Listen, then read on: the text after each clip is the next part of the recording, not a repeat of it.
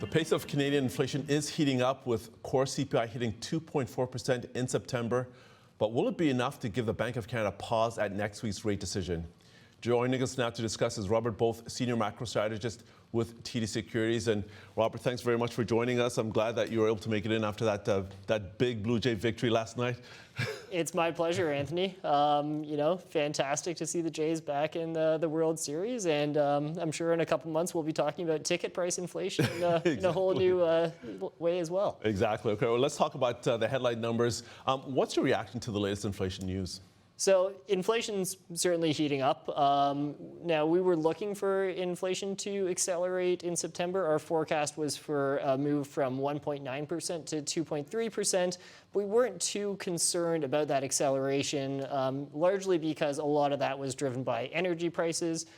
Gasoline prices did rise in September. They typically come off a little bit in the fall, and that return to, or that move away from summer driving season. So that did contribute to a bit of the year-over-year acceleration. But what we saw was a little bit more broad-based headline inflation surprise to the upside, coming in at 2.4. Prices rose by 0.1% month over month. And there were a couple other key drivers in addition to that energy component. One was the price of food. Food prices were up 0.4% month over month, even with a bit of a seasonal headwind. Around harvest time, you tend to see lower prices for fresh produce. That wasn't enough to keep a lid on food prices in September. You also saw a little more strength come through those travel components. And when you put all of that together, the core inflation measures that are referred to as the bank's preferred measures, CPI trim and CPI median, they have been sitting around 3% for the last 5 months or so. Those actually ticked a bit higher to 3.15% on average.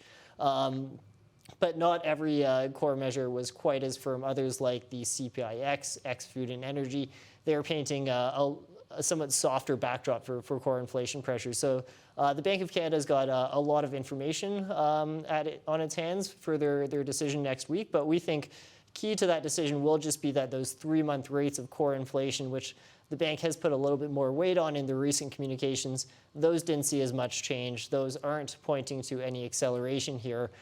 So for that reason, we think that the Bank of Canada can look through a lot of the strength in this report. Okay, so and as you dug into this report, does this look like it's a one-off, or are we in a period of rising inflation? So we are treating this as more of a one-off. Food, energy prices, these things tend to be a little more volatile. Monetary policy works with a lag. So if the Bank of Canada were to put a lot of weight on those in their policy decisions, well, prices might have self-corrected by the time that, the impact of that policy path really shows itself. So you also saw another large increase in rents. Those can be a little bit volatile as well, and travel services. So we do think that this is unlikely to be sustained. If you look at just kind of core goods inflation, so strip out food, energy, strip out services, shelter costs, those prices are still rising by about 1.6%. Largely, they've been actually a little bit softer than they were a few months ago. So, we're still not seeing large tariff impacts in Canada. This isn't a tariff story. Especially with some of the volatility in the Canadian dollar as well, putting a little more upward pressure on food prices.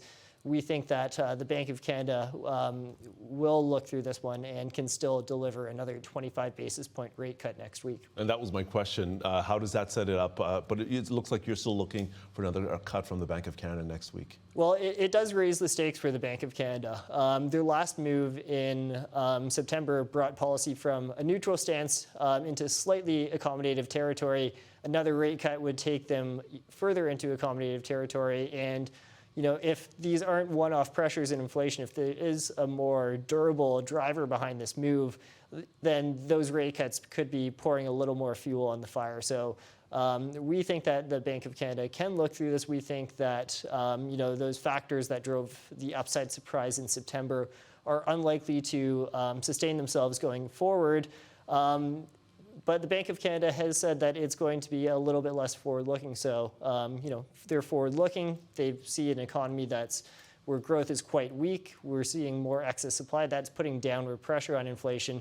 But if they don't have as much conviction in their forecasts in the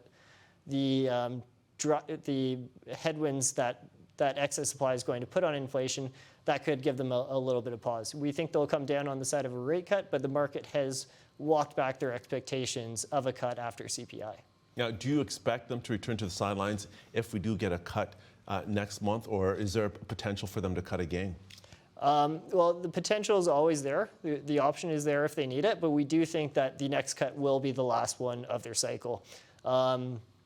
That would bring them 50 basis points below that estimate of neutral. We think that is going to be enough stimulus to provide a little support to GDP growth into 2026.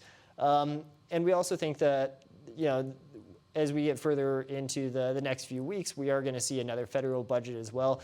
We do expect to see a little more fiscal stimulus coming through that budget. So that's going to provide another driver for GDP growth over the next 2 or 3 years. And we think with that level of support coming from the government, the Bank of Canada will be in a better position to move back to the sidelines into December and beyond.